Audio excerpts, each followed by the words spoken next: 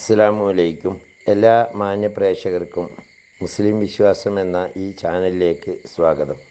ഈ ചാനലിനെ കുറിച്ച് ഇതുവരെയും അറിയാത്തവർക്കായി കുറച്ച് കാര്യങ്ങൾ പറയാം.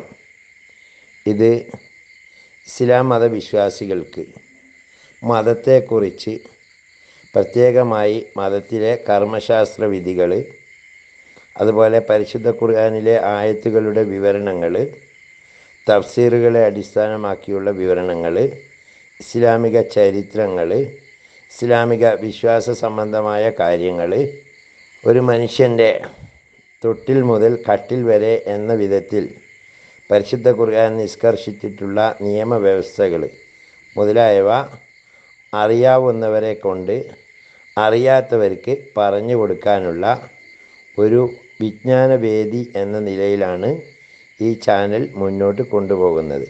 നിരവധിയായ ഉസ്താദുമാർ ഇതിനു വേണ്ടി കണ്ടൻറ്റുകൾ നൽകി വരുന്നു. ആയതുകൊണ്ട് തന്നെ ഈ ചാനൽ ദീനി പ്രബോധനം എന്ന രീതിയിൽ ആരുടെയെങ്കിലും കയ്യിലെത്തിയാൽ അത് ഒന്ന് സബ്സ്ക്രൈബ് ചെയ്യുകയാണെങ്കിൽ കൂടുതലായിട്ടുള്ള വിവരങ്ങൾ നിങ്ങൾക്ക് ലഭ്യമാക്കുന്നതിനും, അതേപോലെ അത് ഷെയർ ചെയ്യുകയോ ലൈക്ക് ചെയ്യുകയോ ചെയ്താൽ കൂടുതലായ ആളുകളിലേക്ക് എത്തിക്കുന്നതിനും ഉപകാരപ്പെടും. അള്ളാഹു തൗഫീഖ് നൽകട്ടെ. ഇനി നമുക്ക് വീഡിയോയിലേക്ക് കടക്കാം. അൽഹംദുലില്ലാ, വസ്സലാത്തു വസ്സലാമു അലാ അഷ്റഫി റസൂലില്ലാ വഅലാ ആലിഹി വസഹബിഹി അജ്മഈൻ. അള്ളാഹു പരിശുദ്ധ ഖുർആനിൽ പറയുന്നു, ലഖദ് കാന ലക്കും ഫീ റസൂലില്ലാഹി ഉസ്വത്തുൻ ഹസന. അള്ളാഹുവിൻ്റെ റസൂലിലെ നിങ്ങൾക്ക് ഉത്തമമായ മാതൃകയുണ്ട്. ഒരു ഹദീസിൽ ഇങ്ങനെ കാണാം, മൻ തമസ്സക ബി സുന്നത്തി ഫഖദ് അഹബ്ബനി വമൻ അഹബ്ബനി കാന മഇ ഫിൽ ജന്ന. ആരെങ്കിലും എൻ്റെ ചര്യകൾ പിൻപറ്റിയാൽ അവൻ എന്നെ സ്നേഹിച്ചു. അങ്ങനെ ആരെങ്കിലും എന്നെ സ്നേഹിച്ചാൽ അവൻ എൻ്റെ കൂടെ സ്വർഗത്തിലാണ്. നമുക്ക് ഇത്തരത്തിൽ നബി സല്ലല്ലാഹു അലൈഹി വസല്ലമയെ മുഴത്തിന് മുഴമായും ചാണിന് ചാണായും പിൻപറ്റിയ ഒരുപാട് സഹാബിമാരെ കേട്ടിട്ടുണ്ട്. ഒരു സമയത്ത് അള്ളാഹുവിൻ്റെ റസൂല് പറഞ്ഞു, എന്നെ ഏറ്റവും സ്നേഹിക്കുന്ന ഉവൈസുൽ ഖറനി എന്ന് പറയുന്ന ഒരു മനുഷ്യൻ നിങ്ങളുടെ അടുക്കലേക്ക് എത്തിയാൽ അദ്ദേഹത്തോട് എൻ്റെ സലാം പറയുക എന്ന് പറഞ്ഞിരുന്നു. റസൂൽ സല്ലല്ലാഹു അലൈഹി വസല്ലമ തങ്ങളുടെ ജീവിതകാലത്ത് ഉവൈസുൽ ഖറനിയെ കണ്ടിട്ടില്ല.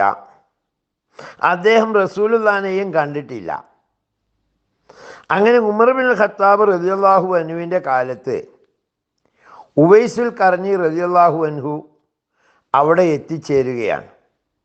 കർണദേശക്കാരനായ ഉവൈസ് ആണ് താനെന്ന് പറഞ്ഞപ്പോൾ തന്നെ ഉമർ റളിയല്ലാഹു അൻഹു അള്ളാഹുവിൻ്റെ റസൂലിൻ്റെ സലാം അദ്ദേഹത്തോട് പറയുകയും അതിനെ തുടർന്ന് എന്തുകൊണ്ടാണ് ഇങ്ങനെയാണ് നിങ്ങൾ നബിയെ സ്നേഹിച്ചത് എന്ന് ചോദിച്ചപ്പോൾ ഉവൈസ് റളിയല്ലാഹു അൻഹു തൻ്റെ വായ കാണിച്ചു കൊടുക്കുകയാണ്. അദ്ദേഹം സഹാബിയല്ല, സഹാബിയെ കണ്ടവൻ മാത്രമാണ്, നബിയെ കണ്ടിട്ടില്ലല്ലോ. അപ്പം അദ്ദേഹത്തിൻ്റെ വായിൽ നോക്കുമ്പോൾ ഒറ്റ പല്ലുമില്ല. അപ്പം എന്താണ് സംഭവിച്ചത് എന്ന് ചോദിച്ചപ്പോൾ അദ്ദേഹം പറഞ്ഞത്, അള്ളാഹുവിൻ്റെ റസൂലിന് ഉഹദ് യുദ്ധത്തിൽ വെച്ചുകൊണ്ട് തങ്ങളുടെ പല്ല് നഷ്ടപ്പെട്ടു എന്ന വിവരം എനിക്ക് കിട്ടി. അതുകൊണ്ട് റസൂലിനില്ലാത്ത ഒരു കാര്യം എനിക്ക് വേണ്ട എന്ന് കരുതിക്കൊണ്ട് ഞാൻ എൻ്റെ വായിലെ ഒരു പല്ല് പൊട്ടിച്ച് കളഞ്ഞു.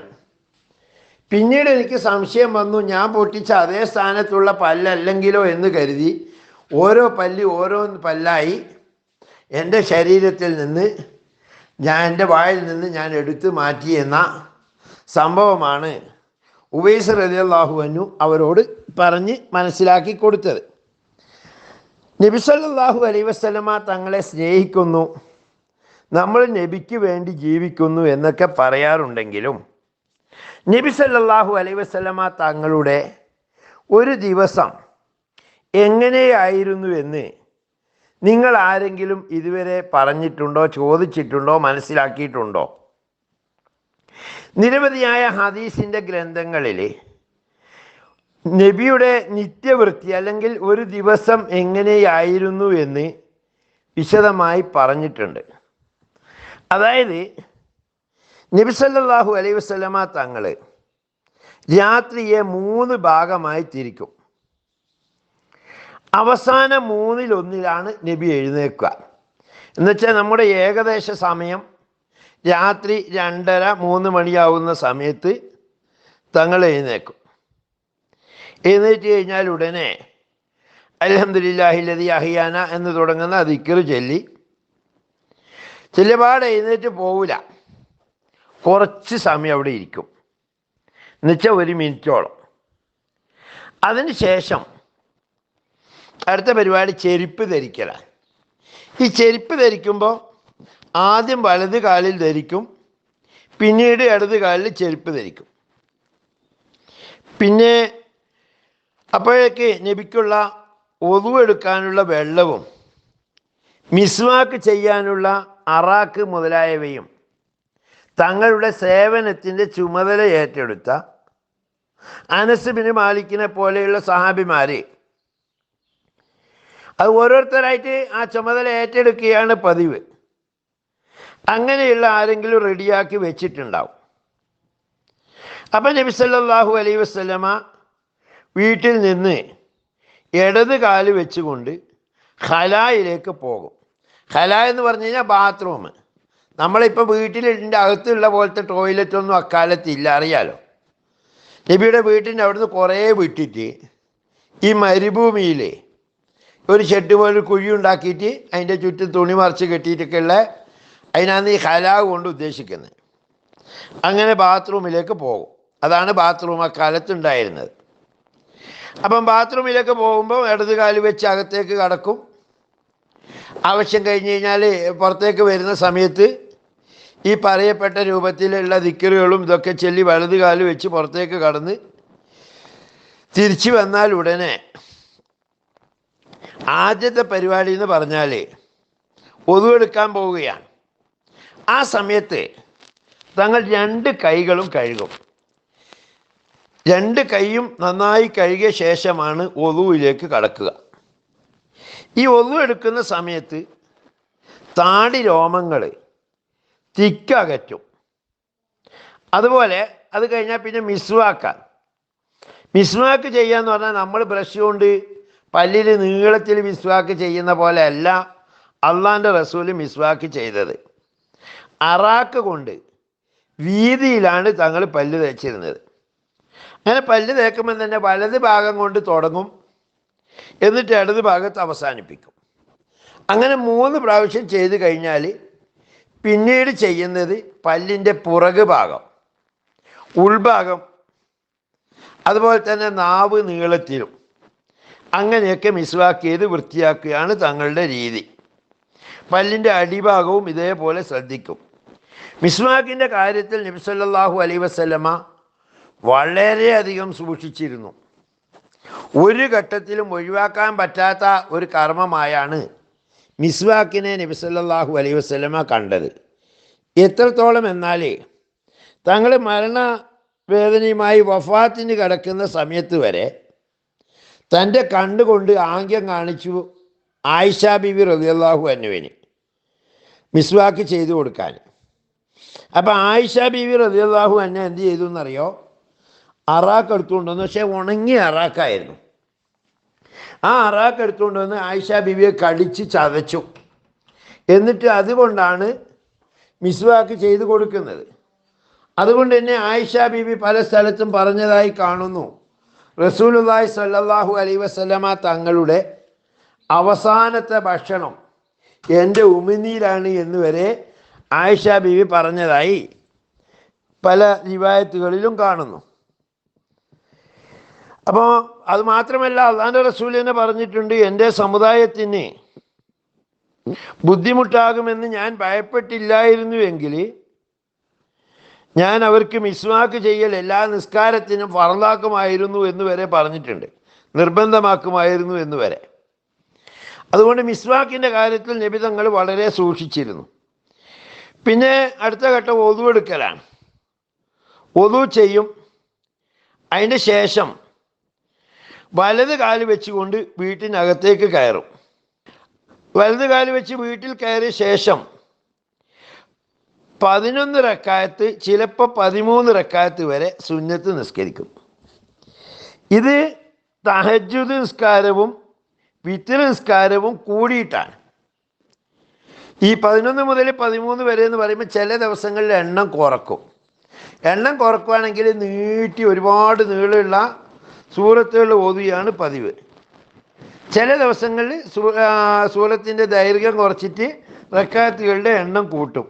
ഇതായിരുന്നു തങ്ങളുടെ രീതി. പിന്നെ ഒരു ഗ്ലാസ് വെള്ളം എടുത്ത് അതിൽ ഒരു സ്പൂൺ ചെറുതേൻ കലക്കി കഴിക്കും. അതാണ് നബിയുടെ രാവിലത്തെ ആദ്യ ഭക്ഷണം കഴിക്കലെന്ന് പറയുന്നത്. വെറും വെള്ളം തങ്ങൾ ഒരിക്കലും വെറും വയറ്റിൽ കുടിച്ചതായിട്ട് ഹദീസിലൊന്നും കാണുന്നില്ല. തങ്ങൾ തണുത്ത വെള്ളം കൂടുതൽ കുടിക്കുമായിരുന്നു. അത് നമ്മളിപ്പോൾ തണുത്തത് കൊണ്ട് പറയുമ്പോൾ ഇക്കാലത്തുള്ള പോലെ ഫ്രിഡ്ജിലൊന്നും വെച്ച വെള്ളമല്ല. ആ മണ്ണിൻ്റെ കൂജയിൽ വെള്ളം ഒഴിച്ച് വെച്ച് തണുപ്പിച്ചിട്ട് ആ വെള്ളമാണ് കുടിക്കുന്നത്. പക്ഷേ പ്രഭാത സമയത്ത് ഒരിക്കലും വെറും വയറ്റിൽ തങ്ങൾ പച്ചവെള്ളം കുടിച്ചിട്ടില്ല.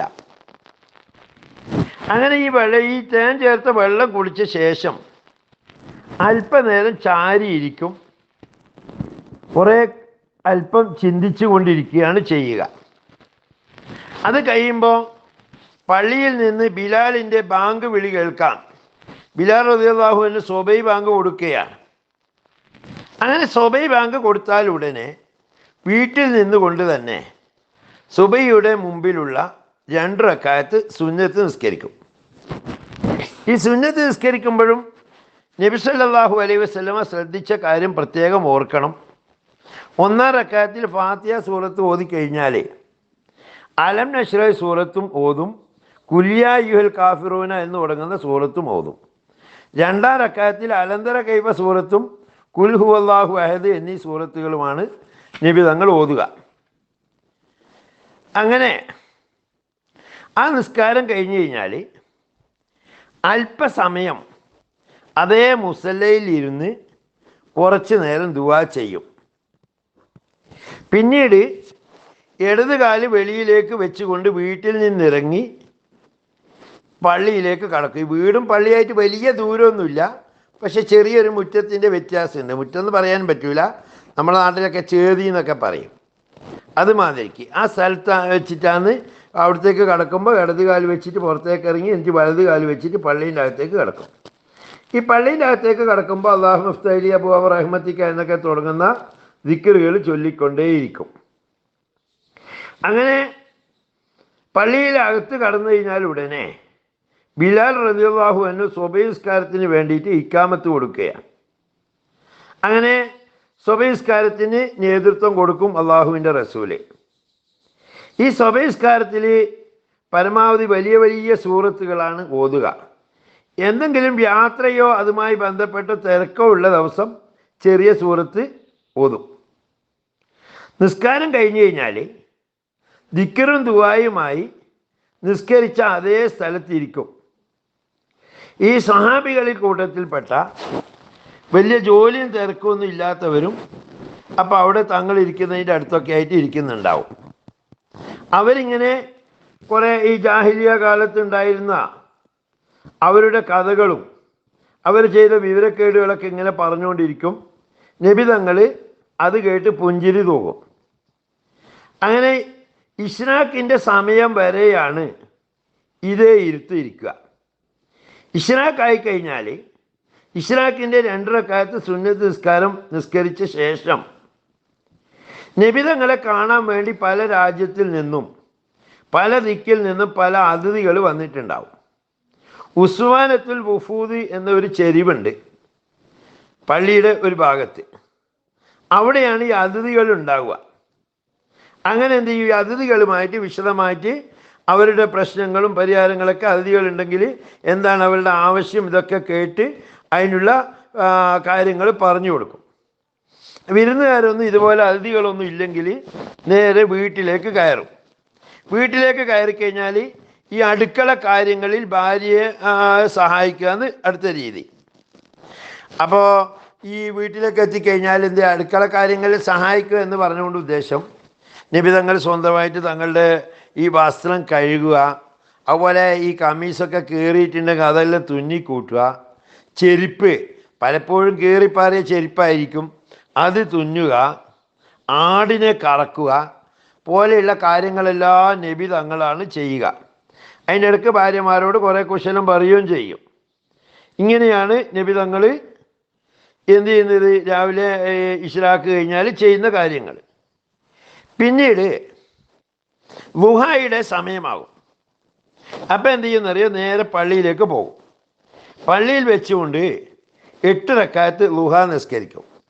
അപ്പം നാം ഇത് മുമ്പ് പറഞ്ഞതുപോലെ മറ്റുള്ള എല്ലാ സുന്നത്ത് നിസ്കാരങ്ങളും തങ്ങൾ വീട്ടിൽ വെച്ചാണ് നിസ്കരിക്കുന്നത് എങ്കിലും ളുഹ പള്ളിയിൽ വെച്ചാണ് നിസ്കരിക്കുക. ളുഹ നിസ്കാരം എന്ന് പറഞ്ഞാൽ സാധാരണ രീതിയിൽ 4 റക്അത്താണ് തങ്ങൾ നിർവഹിക്കാറുള്ളത്. 8 റക്അത്ത് വരെ നിസ്കരിച്ചിട്ടുണ്ട്. അതുകൊണ്ടാണ് നമ്മുടെ പണ്ഡിതന്മാർ ളുഹ ചുരുങ്ങിയത് 2 റക്അത്തും കൂടിയാൽ 8 റക്അത്തുമാണ് എന്ന് പറയുന്നത്. അങ്ങനെ പള്ളിയിൽ വെച്ച് ളുഹ നിസ്കാരം കഴിഞ്ഞാൽ നബി തങ്ങൾ നേരെ വീട്ടിലേക്ക് വരും. പിന്നെ പ്രാതൽ കഴിക്കുകയാണ്. എന്താ പ്രാതൽ എന്ന് വെച്ചാൽ 7 ഈത്തപ്പഴവും അല്പം പാലും കഴിക്കും. അത് ആട്ടും പാലാണ്. അപ്പോൾ 7 ഈത്തപ്പഴവും പാലും കഴിക്കുമ്പോൾ ചിലപ്പോൾ ആദ്യം ഈത്തപ്പഴം തിന്നിട്ട് പാല് കുടിക്കും, അല്ലെങ്കിൽ ചിലപ്പോൾ ഈത്തപ്പഴത്തിൻ്റെ കുരു കളഞ്ഞ് അതിലേക്ക് ഇട്ടിട്ട് പിന്നെ കലക്കിയിട്ട് ഈത്തപ്പഴം പാലും കൂടി ഒന്നിച്ച് കുടിക്കും. മദീനയിൽ സുലഭമായി ലഭിക്കുന്ന അജ്വ എന്ന ഈത്തപ്പഴമാണ് ഇതിന് കൂടുതലായി ഉപയോഗിച്ചിരുന്നത്. ഇനി ഈത്തപ്പഴം കിട്ടിയിട്ടില്ലെങ്കിൽ ഈ ഉണക്ക മുന്തിരിയും ഉപയോഗിച്ചിരുന്നതായി ഹദീസിൻ്റെ കിതാബുകളിൽ കാണുന്നു. ഇതാണ് നബിയുടെ ഭക്ഷണം. അതുപോലെ തന്നെ പിന്നെ മറ്റ് ഭക്ഷണങ്ങളൊന്നും നബിക്ക് കിട്ടിയിട്ടില്ല. കൂടുതലും ഭക്ഷണമൊന്നും ഉണ്ടാവില്ല. ഈ ഈത്തപ്പഴം കൊണ്ട് തന്നെ കഴിച്ചു കൂട്ടുകയാണ് രീതി. നബി തങ്ങൾ 3 തരത്തിലുള്ള ജോലികൾ നുബുവത്തിന് മുമ്പ് ചെയ്തിരുന്നു. അതായത് നബി തങ്ങൾ ചെയ്ത ഒരു ജോലി എന്ന് പറഞ്ഞു കഴിഞ്ഞാൽ, നബി തങ്ങൾക്ക് സ്വന്തം ഉമ്മയുടെ വകയായി അനന്തരാവകാശമായി കിട്ടിയ ഒരു വീടുണ്ടായിരുന്നു. ആ വീട്ടിൽ താമസിച്ചുകൊണ്ടിരുന്ന സമയത്ത് നബി തങ്ങൾ ആടിനെ അവകാശമായി കിട്ടിയ, കുടുംബസ്വത്തായി കിട്ടിയ ഒരു 5 ഒട്ടകവും അതുപോലെ തന്നെ കുറച്ച് ആടുകളുണ്ടായിരുന്നു. അപ്പോൾ ഈ ആടുകളെ മേക്കൽ നബി ചെയ്തിരുന്നു. അതിൻ്റെ പുറമെ ചിലരുടെ ആടുകളെ എന്ത് ചെയ്യും, ഞാൻ നോക്കിക്കൊടുക്കുക, കൂലിക്ക് മേടിച്ചിട്ട് നോക്കി വളർത്തി കൊടുക്കും. ആ ഒരു തൊഴിൽ നബി ചെയ്തിരുന്നു. പിന്നെ ചെയ്തത് കച്ചവടമാണ്. കച്ചവടം നമുക്കറിയാം. ഖദീജ ബീവിയുടെ കച്ചവടത്തിന് വേണ്ടിയിട്ട് പോയതും ഈ കച്ചവട യാത്രയിലുണ്ടായ അനുഭവങ്ങളൊക്കെ നമ്മൾ ഒരുപാട് സ്ഥലത്ത് മനസ്സിലാക്കിയിട്ടുണ്ട്. അപ്പോൾ പിന്നെ അതുപോലെ പലർക്ക് വേണ്ടിയും ഇത്തരത്തിൽ കച്ചവടത്തിന് നബി പോയിട്ടുണ്ട്. പിന്നെ മറ്റൊരു ജോലി നബി ചെയ്തു എന്ന് പറയുന്നത് പിന്നെ കൂലിപ്പണി പോലെ നാട്ടുകാർക്ക് സഹായിക്കുന്ന ജോലിയാണ് നബി ചെയ്തത്. എന്ന് വെച്ചിട്ടുണ്ടെങ്കിൽ ഒരു ജൂതൻ്റെ കിണർ വറ്റിച്ച് കൊടുത്ത സംഭവമൊക്കെ നമ്മൾ കേട്ടിട്ടുണ്ട്. എന്നാൽ ഈ നുബുവത്തിൻ്റെ ശേഷം പ്രത്യേകമായ ജോലിയൊന്നും നബി ചെയ്തിരുന്നില്ല എന്നാണ് കിതാബുകളിൽ പറയുന്നത്. ദഅവത്തിൻ്റെ ജോലി മാത്രമാണ്. ജീവിക്കാനുള്ള വക നബിക്ക് കിട്ടിയത് ഖദീജ ബീവിയുടെ അനന്തരാവകാശമായി കിട്ടിയ സ്വത്തുണ്ട്, കടകളുണ്ട്, അതിലത്തെ വരുമാനം ഉണ്ടായിരുന്നു. അതുപോലെ മുസ്ലിങ്ങളായിട്ടുള്ള ആളുകൾ നബിയെ കാണാൻ പോകുമ്പോൾ വല്ലതും ഹദിയ കൊടുക്കുമായിരുന്നു. അതുപോലെ ഈ യുദ്ധത്തിൽ നിന്ന് കിട്ടുന്ന ഗനീമത്ത് മുതലുകൾ ഉണ്ടാകുമായിരുന്നു. ഇതൊക്കെയായിരുന്നു നബിയുടെ ജീവിതത്തിന് ഉപയോഗിച്ചത്. എന്തുകൊണ്ട് ഇങ്ങനെ കഴിഞ്ഞു എന്ന് ചോദിച്ചാൽ, പ്രപഞ്ചത്യാഗിയായ നബിയെ സംബന്ധിച്ചിടത്തോളം സ്വത്തുക്കൾക്ക് ഉമിഞ്ഞു കൂട്ടണമെന്നോ അല്ലെങ്കിൽ വലിയൊരു ധനാഢ്യനാകണമെന്നോ ഒരു മോഹമോ ആഗ്രഹമോ ഉണ്ടായതായി എവിടെയും കാണുന്നില്ല. ലളിതമായിരുന്നു ജീവിതം. ഈ മേൽ പറയപ്പെട്ട രീതിയിൽ 7 ഈത്തപ്പഴം 1 ഗ്ലാസ് പാലും കിട്ടിയ ഒരു ദിവസം കഴിഞ്ഞു എന്ന രീതിയിൽ ജീവിക്കുന്ന ഒരു വ്യക്തിയെ സംബന്ധിച്ചിടത്തോളം എന്തിനാണ് കൂടുതൽ പണത്തിൻ്റെ ആവശ്യമൊന്നും ഇല്ലല്ലോ. അതേപോലെ തന്നെ പിന്നീടുള്ള സമയം നബി സല്ലല്ലാഹു അലൈഹി വസല്ലം ളുഹാ നിസ്കാരം കഴിഞ്ഞു ഈ പറയപ്പെട്ട രീതിയിൽ പിന്നെ ഈത്തപ്പഴവും പാലൊക്കെ കഴിച്ച ശേഷം പിന്നീടുള്ള സമയം തങ്ങൾ കൂടുതലായി ഉപയോഗിക്കുന്നത് തങ്ങളെ കാണാൻ വന്ന വിസിറ്റേഴ്സ്, അവരുടെ സംസാരം, അവരുടെ കാര്യങ്ങൾ എന്താണ്, അവരുടെ ആവശ്യം, അത് നിർവഹിച്ചു കൊടുക്കുക മുതലായവയാണ്. അതിന് പുറമെ നമുക്കറിയാം ഈ അസ്ഹാബുൽ സുഫ എന്ന് പറയുന്ന ഒരു വിഭാഗമുണ്ട്. അള്ളാൻ്റെ റസൂലിൻ്റെ അടുക്കൽ ദർസിൽ ഓതാൻ വേണ്ടി വന്നവർ, ഒരു പള്ളിയുടെ ഒരു ചെരുവിലാണ് താമസിക്കുന്നത്. അപ്പോൾ അവർക്ക് വേണ്ടി ദർസ് നടത്തി കൊടുക്കുക, അള്ളാൻ്റെ കിതാബിനെ പറ്റിയും അതിൻ്റെ കിതാബിൻ്റെ വിവരണവും പോലെയുള്ള കാര്യങ്ങൾ അവർക്ക് മനസ്സിലാക്കി കൊടുക്കുന്നതിനാണ് ഈ സമയം നബി ചെലവഴിക്കുന്നത്. പിന്നെ വന്ന ആളുടെ മനസ്സ് നോക്കിയിട്ട് നിർദ്ദേശങ്ങൾ നൽകും. പലർക്കും പല പരാതിയും കൊണ്ടാണ് വരുന്നത്. ഓരോരുത്തർ ഇസ്ലാം സ്വീകരിക്കാൻ വേണ്ടി വന്നവരുണ്ടാകും ഒരു ഭാഗത്ത്, അല്ലെ കുടുംബ പ്രശ്നങ്ങളുമായി വന്നവരുണ്ടാകും, അയൽവാസിയായിട്ട് ബന്ധപ്പെട്ട പരാതികൾ പറയാൻ വന്നവരുണ്ടാകും. എല്ലാ തരത്തിലുള്ള പരാതികൾ കേട്ടിട്ട് പരിഹാരം പറയും. ഇത് നുബുവത്തിന് മുമ്പ് തന്നെ നബി സല്ലല്ലാഹു അലൈഹി വസല്ലമ ഈ അറബികൾക്കിടയിൽ മക്കക്കാർക്കിടയിലൊക്കെ വലിയ മധ്യസ്ഥനായി റോൾ വഹിച്ച സംഭവം ഹദീസുകളിൽ വന്നിട്ടുണ്ട്. അതായത് ഈ ഖുറൈശികളൊക്കെ കൂടിയിട്ട് മറ്റേ കഅബ പുനർനിർമ്മിച്ചപ്പോൾ അവരുടെ ഇടയിൽ വലിയൊരു വിഷയം ഉണ്ടായി. അതായത് ഹജറുൽ അസ്വദ് ആര് സ്ഥാപിക്കണം എന്നതായിരുന്നു അവർ തമ്മിലുള്ള തർക്കം. ആ തർക്കത്തിൻ്റെ ഘട്ടത്തിൽ ഇവർ പറഞ്ഞു, നമുക്കൊരു കാര്യം ചെയ്യാം, ഇനി ആരാണോ നമ്മുടെ ഈ പള്ളിയുടെ അടുത്തേക്ക് ആദ്യമായിട്ട് കടന്നു വരുന്നത് അയാളുടെ മധ്യസ്ഥ നമ്മൾ അംഗീകരിക്കാൻ തീരുമാനിച്ചു. അവിടെ ആദ്യമായിട്ട് എത്തുന്നത് നബി സല്ലല്ലാഹു അലൈഹി വസല്ലമ തങ്ങളായിരുന്നു. അപ്പോൾ ഇവർ പറഞ്ഞു നബീനോട്, നിങ്ങൾ എന്നെ ആ കല്ലെടുത്തിട്ട് വെച്ചിട്ട് ഞങ്ങളുടെ പ്രശ്നം പരിഹരിച്ചു തരണമെന്ന് പറഞ്ഞു. നബി പറഞ്ഞു അത് വേണ്ട. നബി ആ കല്ലെടുത്തിട്ട് തൻ്റെ തട്ടത്തിൽ വെച്ചിട്ട് ആ തട്ടത്തിൻ്റെ ഓരോ ഭാഗമായിട്ട് ഇവരെല്ലാ ഗോത്രക്കാരുടെ നേതാക്കന്മാരെ കൊണ്ടും പിടിപ്പിച്ചു, പ്രശ്നം തീർത്ത് മധ്യസ്ഥത വഹിച്ച കഥകൾ ഹദീസിൻ്റെ കിതാബിലുണ്ട്. നുബുവത്തിന് ശേഷം ഒരുപാട് ഉത്തരവാദിത്തങ്ങൾ നബി തങ്ങൾക്ക് കൂടിയിരുന്നു. അതായത് ഇസ്ലാമിൻ്റെ പ്രചരണത്തിന് വേണ്ടി സഹാബത്തിനെ പല ദിക്കിലേക്ക് പറഞ്ഞേക്കുന്ന കാര്യങ്ങൾ, പല രാഷ്ട്രത്തലവന്മാരും നബി തങ്ങളൊരു രാഷ്ട്രത്തിൻ്റെ തലവനായി മാറുകയാണ് മദീനയിൽ. അപ്പോൾ അവിടെയുള്ള ഭരണം ഉത്തരവാദിത്തമാണ്. ഒരു ജഡ്ജിൻ്റെ ജോലി ഉൾപ്പെടെ, കാദിയുടെ ജോലി ഉൾപ്പെടെ. നമ്മൾ സാധാരണ പറയാറുണ്ടല്ലോ, അടുക്കള മുതൽ അന്താരാഷ്ട്ര കാര്യങ്ങൾ വരെ ചർച്ച ചെയ്യുന്ന ഒരു ജസ്റ്റിസ്, ഒരു ഭരണാധികാരി, ഒരു രാഷ്ട്രത്തലവൻ എല്ലാമായി നബി തങ്ങൾ മാറുകയാണ്. അപ്പോൾ ഇത്രയും കാര്യങ്ങൾ ചെയ്യും ളുഹ നിസ്കാരം കഴിഞ്ഞ് കഴിഞ്ഞാൽ. അപ്പോഴൊക്കെ നമ്മുടെ നാടിൻ്റെ ടൈമിൻ്റെ പറഞ്ഞു കഴിഞ്ഞാൽ ഏകദേശം ഒരു 11-11:30 അടുത്തിട്ടുണ്ടാവും. ആ സമയത്ത് നബി തങ്ങൾ നേരെ കുടുംബത്തിലേക്ക് മടങ്ങും. കുടുംബത്തിലേക്ക് മടങ്ങിക്കഴിഞ്ഞാൽ 1 മണിക്കൂറോ അതിൻ്റെ താഴെയോ ഉള്ള സമയം കൈലൂലത്തിൻ്റെ ഉറക്കം, അത് സുന്നത്തായ ഉറക്കമാണ്. ആ കിടന്നങ്ങ് ഉറങ്ങും വീട്ടിൽ ചെന്നിട്ട്. ഈ ഉറക്കത്തിൻ്റെ സമയത്ത് ചിലപ്പോൾ എന്ത് ചെയ്യും, ഭാര്യമാരോട് പറയും ബാങ്ക് കൊടുത്താൽ എന്നെ വിളിച്ചെണീപ്പിക്കണമെന്ന്. അധികം വിളിച്ചുണർത്തേണ്ടി വരാറില്ല, നബി തങ്ങൾ തന്നെ ബാങ്കിൻ്റെ മുമ്പായിട്ട് ഉണരും, അല്ലെങ്കിൽ ഭാര്യമാർ വിളിച്ച് ഉണർത്തും. പിന്നെ രാവിലെ നേരത്തെ പറഞ്ഞതുപോലെ സുബൈക്കൊക്കെ ചെയ്തതുപോലെ എഴുന്നേറ്റാൽ ഉടനെ ഒതു പുതുക്കിക്കൊണ്ട് 4 റക്അത്ത് ളുഹറിൻ്റെ മുമ്പിലുള്ള സുന്നത്ത് നിസ്കാരം വീട്ടിൽ നിന്ന് തന്നെ നിർവഹിക്കും. പിന്നെ നേരെ പള്ളിയിലേക്ക് പോകും. പിന്നെ അവിടുന്ന് ളുഹർ നിസ്കാരം. ഈ 2-3 നേരങ്ങളിൽ വരെ നബി തങ്ങൾ ഭക്ഷണം കഴിച്ചതായി പറയപ്പെടുന്നുണ്ട്. ഈ 3-ാമത്തെ നേരം ഭക്ഷണം കഴിക്കുക എന്ന് പറഞ്ഞാൽ, ആരെങ്കിലും ഈ ളുഹർ നിസ്കാരം കഴിഞ്ഞിട്ട് ചിലർ വീട്ടിലേക്ക് എന്തെങ്കിലും ആവശ്യത്തിന് വിരുന്ന് വിളിച്ചിട്ടുണ്ടാവും. അങ്ങനെയുള്ള സമയത്ത് മാത്രമേ നബി തങ്ങൾ ഈ ഉച്ചഭക്ഷണം എന്ന ഭക്ഷണം കഴിച്ചിട്ടുള്ളൂ. വീട്ടിൽ വല്ലപ്പോഴും ആരെങ്കിലും അതിയായിട്ടോ മറ്റോ കൊടുത്തുവിട്ടിട്ടുണ്ടെങ്കിലും ഉച്ചഭക്ഷണം കഴിച്ചു എന്ന് പറയുന്നു. നബി തങ്ങൾക്ക് ഏറ്റവും ഇഷ്ടപ്പെട്ട ഭക്ഷണം എന്ന് പറഞ്ഞു കഴിഞ്ഞാൽ ആട്ടും പാലും ആട്ടിറച്ചിയും തന്നെയാണ്. രാത്രിയിലും അതുപോലെ തന്നെ പ്രഭാതത്തിലും രാത്രിയിലുമാണ് ഭക്ഷണം കഴിക്കുക. 3 നേരം ഭക്ഷണം കഴിക്കുന്ന രീതി അവിടെ പ്രചാരത്തിലില്ല.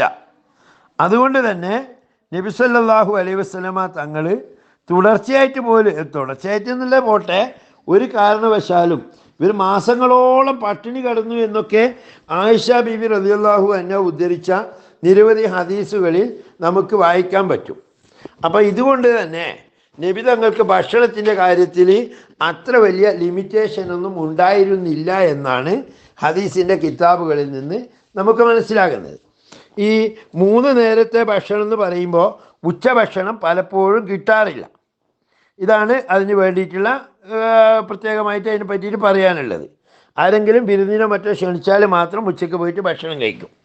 പിന്നെ ബാക്കിയുള്ള സമയം ഉപയോഗിക്കുന്നതെന്ന് വെച്ചാൽ ഈ പറഞ്ഞ രൂപത്തിൽ നേരത്തെ ചെയ്തതുപോലെ ഈ സുഫയുടെ അഹിലുകാർക്ക് ദർസ് നടത്താൻ, അതുപോലെ തന്നെ മുസ്ലിം സമൂഹത്തിൻ്റെ ക്ഷേമങ്ങൾ അന്വേഷിക്കാൻ, അവരുടെ ദുഃഖങ്ങളും ദുരിതങ്ങളും പറയാൻ പലരും വന്നിട്ടുണ്ടാകും. അവരെ സമാധാനിപ്പിക്കുക, അവരുടെ വിഷയങ്ങളൊക്കെ കേൾക്കുക, പരിഹാരം പറഞ്ഞു കൊടുക്കുക. ളുഹർ നിസ്കാരത്തിന് ശേഷം നബി തങ്ങൾ ഉറങ്ങാറില്ല. ഈ അറബികൾ ചൂട് കാരണം ഉച്ചയ്ക്ക് ഉറങ്ങുന്ന ശീലക്കാരാണ്. പക്ഷേ നബി തങ്ങൾ അങ്ങനെ ഉച്ച ഉറക്കം നടത്തിയതായി ഹദീസിൽ എവിടെയും പറയുന്നില്ല.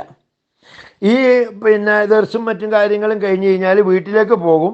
ചിലപ്പോൾ ഭാര്യമാരിയായിട്ട് ബന്ധപ്പെടാനോ അല്ലെങ്കിൽ അല്പനേരം കിടക്കാനൊക്കെ ചിലവഴിക്കാറുണ്ട്. പക്ഷേ എന്ന് വെച്ച് ആ സമയത്ത് ഉറങ്ങാറില്ല എന്നാണ് ഹദീസിലൊക്കെ കാണുന്നത്. പിന്നെ മുസ്ലിങ്ങളുടെ ക്ഷേമ ഐശ്വര്യങ്ങൾ, അവർക്ക് നസീഹത്ത്, ഈ പറഞ്ഞപ്പെട്ട യുദ്ധത്തിലേക്ക് ആളെ അയക്കൽ പോലെയുള്ള കാര്യത്തിനൊക്കെ ഈ ളുഹർ അസറിൻ്റെ ഇടയിലുള്ള സമയമാണ് നബി തങ്ങൾ ഉപയോഗപ്പെടുത്തുന്നത്. പിന്നെ അസർ ബാങ്ക് കൊടുത്തു കഴിഞ്ഞാൽ അസർ ഈ പറഞ്ഞ പോലെ അസറിനുള്ള 4 റക്അത്ത് സുന്നത്ത് നിസ്കാരം വീട്ടിൽ നിന്ന് നിർവഹിക്കും, പള്ളിയിൽ പോകും, അസർ നിസ്കാരത്തിന് നേതൃത്വം നൽകും.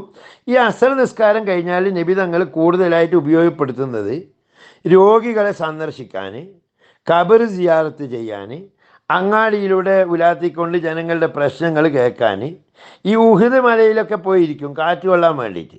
അതുപോലെ സഹാബികളിൽ നിന്ന് നന്നായി പ്രായം ചെന്ന ഈ സഹാബിമാർ അബൂബക്കർ സിദ്ദീഖ് റളിയല്ലാഹു അൻഹു പോലെയുള്ളവരൊക്കെ ആയിട്ട് സംസാരിക്കാൻ സമയം കണ്ടെത്തും.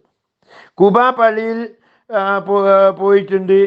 അതുപോലെ തന്നെ അവിടെ ബീർ ഖാത്തമിൽ കാലിട്ടുകൊണ്ട് കാറ്റ് കൊള്ളാൻ ഇരുന്നതായ സംഭവമൊക്കെ ഹദീസുകളിൽ പറയുന്നു. അതുപോലെ തന്നെ ഈ ഖബർ സിയാറത്തിന് സമയം കണ്ടെത്തും. അതുപോലെ തന്നെ തങ്ങളുടെ അനുയായികളായ സഹാബികളായ ആളുകളുടെ തെറ്റുകളൊക്കെ തിരുത്താനൊക്കെ ഈ സമയങ്ങളൊക്കെ നബി ഉപയോഗിച്ചതായിട്ട് ഹദീസിൽ കാണുന്നുണ്ട്. അതായത് ഒരിക്കൽ നബി ഇങ്ങനെ പോകുമ്പോൾ ഒരു സഹാബിയുടെ വീട്ടിലെത്തിയപ്പോൾ ഒരു സഞ്ചിയിൽ കുറേ ഭക്ഷണ സാധനങ്ങൾ വെച്ചിട്ടുണ്ട്. അപ്പോൾ അതിൻ്റെ മുകളിൽ നിന്ന് ഭക്ഷണം എടുക്കുന്നതിൻ്റെ മുമ്പ് നബി തങ്ങൾ അതിലേക്കൊന്ന് കൈയിട്ടപ്പോൾ അടിയിലേക്ക് കൈയിട്ട് താറ്റിയ സമയത്ത് അത് നനഞ്ഞതായിട്ട് കണ്ടു. അപ്പോൾ ആ സഹാബിയോട് ചോദിച്ചു, എന്താണ് എന്താ ചെയ്തതെന്ന് ചോദിച്ചപ്പം പറഞ്ഞു, അത് ഇന്നലെ മഴയത്ത് നനഞ്ഞു പോയതാന്ന്, ആ നനഞ്ഞ ഭാഗം ഞാൻ അടിയിലേക്ക് മാറ്റിയതാന്ന്. അപ്പോൾ എന്തിനു വേണ്ടിയാണ് ചെയ്തതെന്ന് ചോദിച്ചു. അപ്പോൾ അദ്ദേഹം പറഞ്ഞു, ഞാനിങ്ങനെ നനഞ്ഞ കണ്ടു കഴിഞ്ഞാൽ ആൾക്കാർ വാങ്ങൂല, അപ്പോൾ അതുകൊണ്ട് നനയാത്തത് മുകളിൽ വെച്ചതാണെന്ന് പറഞ്ഞപ്പോൾ നബി തങ്ങളുടെ മുഖം വിവരണമാവുകയും അങ്ങനെ ജനങ്ങളെ ചതിക്കുന്നവൻ എന്നിൽപ്പെട്ടവനല്ല എന്ന് താക്കീത് ചെയ്തതൊക്കെ നമ്മൾ മറ്റ് ഹദീസുകളിൽ വായിക്കാൻ കഴിയും. പിന്നീട് ഈ ഖബർ സിയാറത്ത്, അതുപോലെ തന്നെ അനുയായികളുടെ കുടുംബ വഴക്ക്, അതുപോലെയുള്ള പ്രശ്നങ്ങളിലൊക്കെ നബി ഇടപെടും. പലപ്പോഴും പലരും ഇങ്ങോട്ട് വന്നിട്ടില്ലെങ്കിൽ അങ്ങോട്ട് പോയിട്ട് മസ്ലഹത്ത് ഉണ്ടാക്കുകയാണ് ചെയ്യുന്നത്. ഇനി സൂര്യാസ്തമയത്തിൻ്റെ 1 മണിക്കൂർ മുമ്പ് വീണ്ടും പള്ളിയിൽ 1 മണിക്കൂറോ അല്ലെങ്കിൽ അതിനടുത്തോ ഉള്ള സമയത്ത് നേരെ പള്ളിയിലേക്ക് എത്തും. എന്നിട്ട് തസ്ബീഹ് മുതലായവ ചൊല്ലും. തസ്ബീഹും ദിക്റും ഒക്കെ ആയിട്ടാണ് ആ സമയം ചെലവഴിക്കുക. ഈ മഗ്രിബ് മുതൽ ഇശാ വരെയുള്ള പള്ളി സമയം മറ്റൊരു സംസാരത്തിന് നബി ഉപയോഗിക്കില്ല. മഗ്രിബ് മുതൽ ഇശാ വരെ പള്ളിയിലിരുന്ന് ഖിറാഅത്ത്, അവ്വാബി നിസ്കാരം, ദുആകൾ മുതലായവ മാത്രമേ നബി തങ്ങൾ ചെയ്യാറുള്ളൂ. ഇനി അപ്പം എന്തൊക്കെയാണ് ഇശാ ബാങ്ക് കൊടുക്കും. ഈ പറഞ്ഞ പോലെ തന്നെ ഇശാൻ്റെ സുന്നത്ത് നിസ്കാരവും ഇശാ നിസ്കാരവും കഴിഞ്ഞ് കഴിഞ്ഞാൽ മറ്റ് പ്രധാനപ്പെട്ട വിഷയങ്ങളൊന്നും എന്തെങ്കിലും ഉണ്ടെങ്കിൽ അതിനെപ്പറ്റി എന്താണ് തീരുമാനം എന്നറിയാൻ സഹാബികളുമായി കൂടിയാലോചന മുതലായവ നടത്തും. ഇനി അങ്ങനെ പ്രധാനപ്പെട്ട വിഷയമൊന്നും ഇല്ലെങ്കിൽ ഭാര്യയുടെ അടുത്തേക്ക് ഓരോ ദിവസത്തേക്ക് ഓരോ ഭാര്യമാർക്കായിട്ട് ഊഴം വെച്ചിട്ടുണ്ട്. പക്ഷെ അന്ന് ആ ദിവസം മറ്റുള്ള ഭാര്യമാരും കൂടി അവരുടെ വീട്ടിലേക്ക് വരും. എന്നിട്ട് ഇവരെല്ലാവരും കൂടി ഒരു സുപ്രേൻ്റെ അടുത്തിരിക്കും. എന്നിട്ട് അവിടെ നിന്ന് ആ കഥകളും തമാശകളൊക്കെ കുറച്ചു നേരം പറയും. അതിനും നബി സല്ലല്ലാഹു അലൈഹി വസല്ലമ സമയം കണ്ടെത്തിയിരുന്നു. എന്നിട്ട് അതൊക്കെ കഴിഞ്ഞ് കഴിഞ്ഞാൽ പിന്നെ അടുത്ത പരിപാടി പിന്നെയും ബ്രഷ് ചെയ്യലാണ്. ബ്രഷ് ചെയ്യുന്നു, പിന്നെ ഒളു എടുക്കുന്നു, പിന്നെ അരമുണ്ടാന്ന് കിടക്കുമ്പോൾ ഉടുക്കാറുള്ളത്.